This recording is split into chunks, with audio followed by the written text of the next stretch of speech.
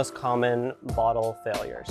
Well, other than targeting failures, which I just sort of talked about, hitting in the wrong region and making it a little bit weird, it's usually just a massive issue of edge alignment.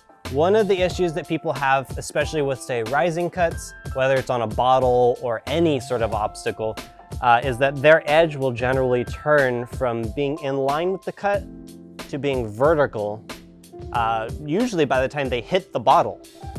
So they'll start and they'll be coming at the bottle with alignment like this, and then it turns, slaps the bottle, and then they finish their cut and they go, why didn't I cut the bottle? I hit it really hard. So now I'm gonna try to do a right rising cut, a right Unterhau, where my edge turns vertical and I end up hopefully failing. And I'll give you some tips on how to correct for this too.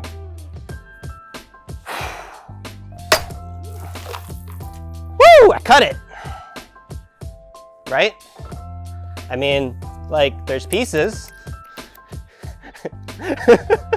So obviously, if you hit it hard enough, it can explode, it can rip, it can tear, but that was not a cut. Just because there are 2 pieces, or maybe there are 3 pieces, does not mean you have succeeded. So how do you succeed at rising cuts? Everybody's got a different method for this, I suppose. My tip is to pretend your right hand, if you're right-handed, is not even there, and your left hand is doing all of the work.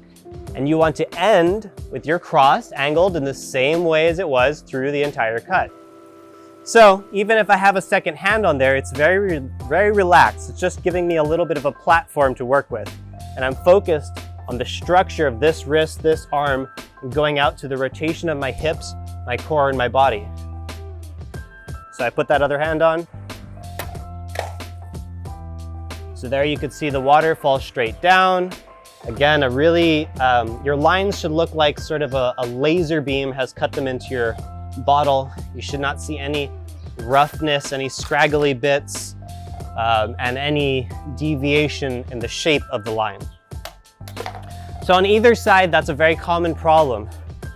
Having your edge rotate and hit with the flat as you're approaching the bottle. And whether it's stationary as I was showing, or with a passing step,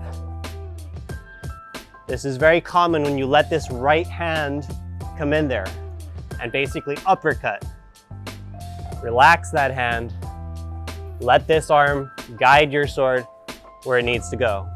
When I cut from the right and go to the left, I just relax the opposite hand, so the hand that was strong relaxes, and now the right hand becomes the strong hand and the left hand relaxes. Same thing if you're turning your edge up on the left, is just focus on the right arm.